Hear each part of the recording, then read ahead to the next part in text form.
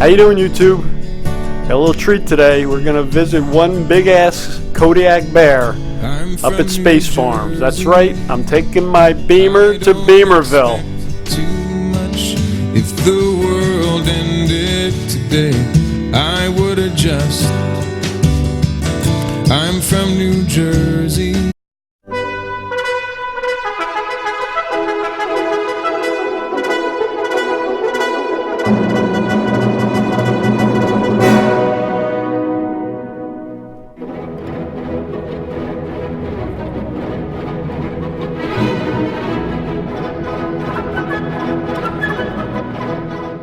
Well, I never actually said he was a living Kodiak bear, but this is him. No trip to Space Farms would be complete without the story of Goliath. Goliath was a regular fixture at Space Farms for the longest time. He was born in Kodiak, Alaska in January of '67, and he died in April of 1991 at the ripe old age of 24, which to you and me is 96 years old. He was 12 feet tall and over 2,000 pounds. He was the largest bear in the world and is in the Guinness World Book of Records. He was a Kodiak looking fellow about 19 feet tall. It's worth the trip just to see him. I was lucky enough to actually see this bear in person when he was still alive. The bars on his cage were more than twice the thickness of the bars in other cages for other animals, including some other huge bears they had at the zoo. He was very intimidating.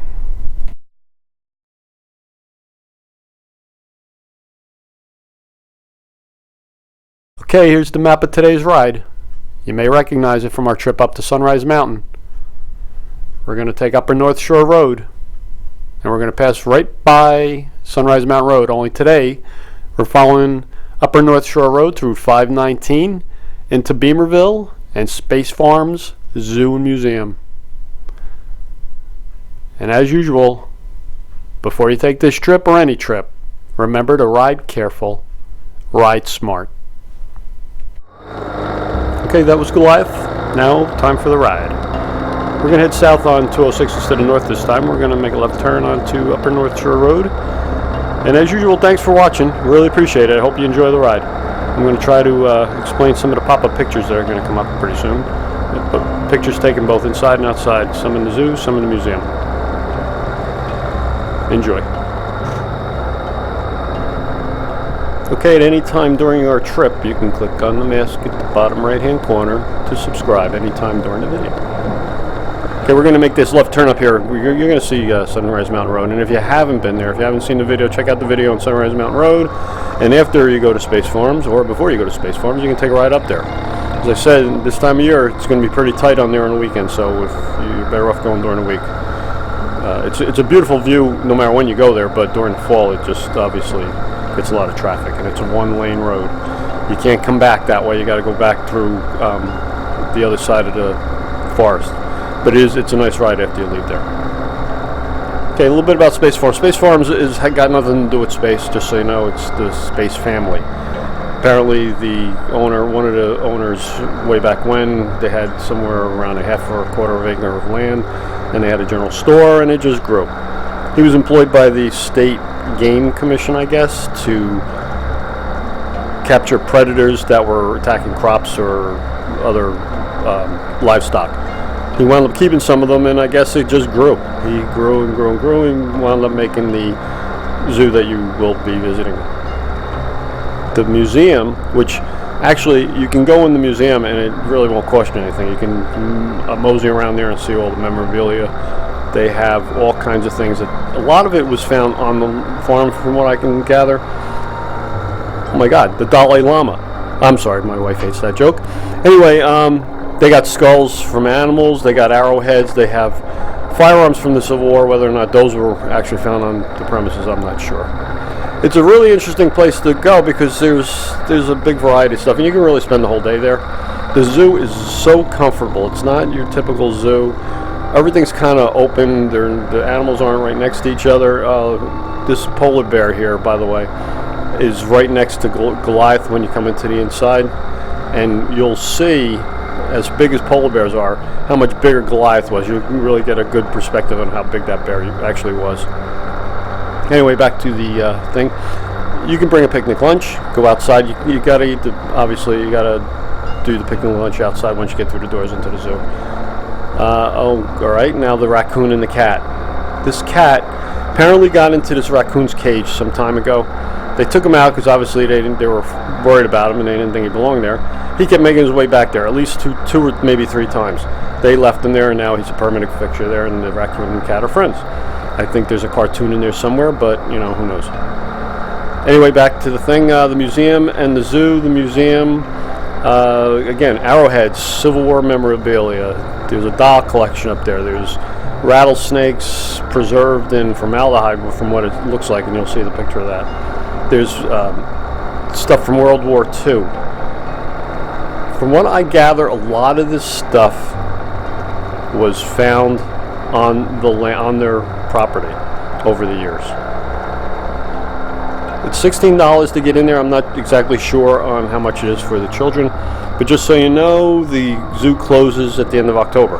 October's the last month they're open, so if you want to go, you got to go before then, or you got to wait till next year.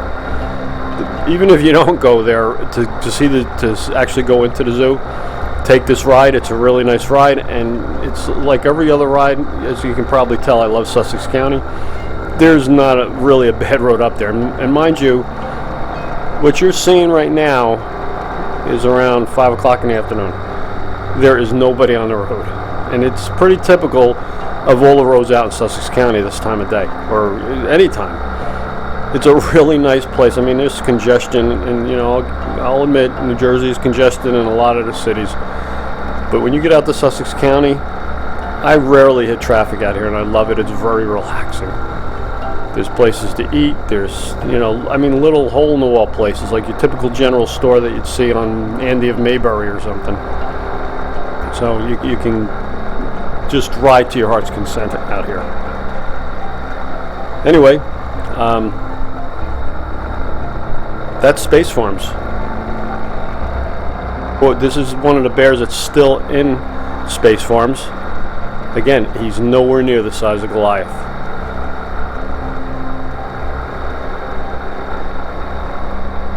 Okay, anyway, we're going to be getting back to some gear reviews and some other places. Not sure where we're going next. I still want to get into some weird New Jersey locations that I'm going to take you.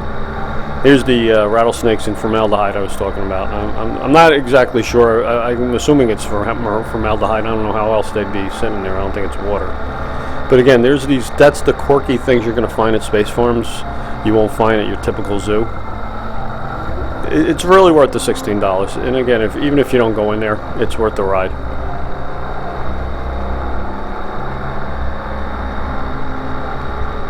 I'm not sure what this thing is. I forgot what it is. I think he's from Australia or something. There's also, by the way, kangaroos. They have 2 or 3 kangaroos. One was given birth.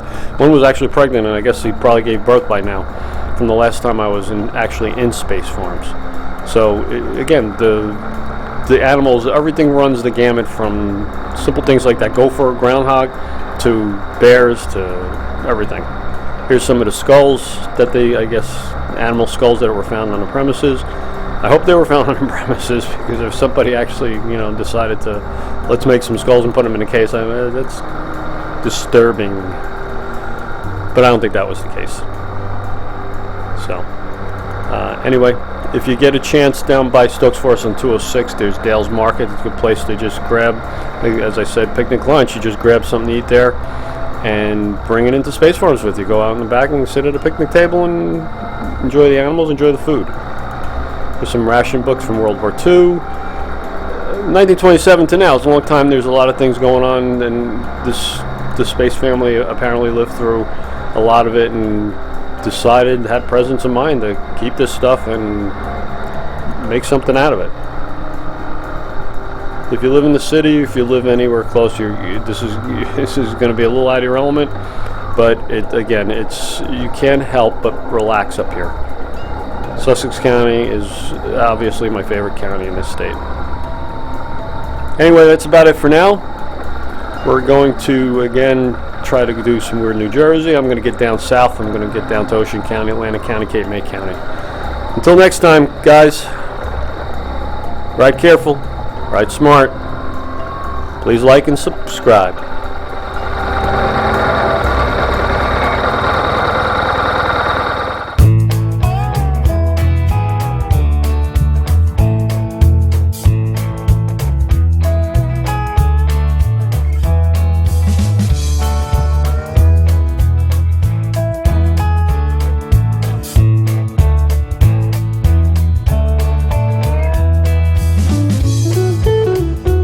Okay, I hope you enjoyed our trip to Space Farms.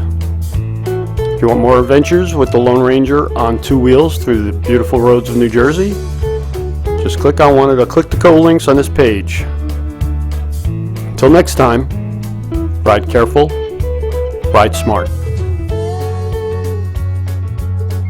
Don't go yet, you got one more thing to do. Click on that subscribe button and we'll be updating you with rides to New Jersey with the Lone Ranger on 2 wheels.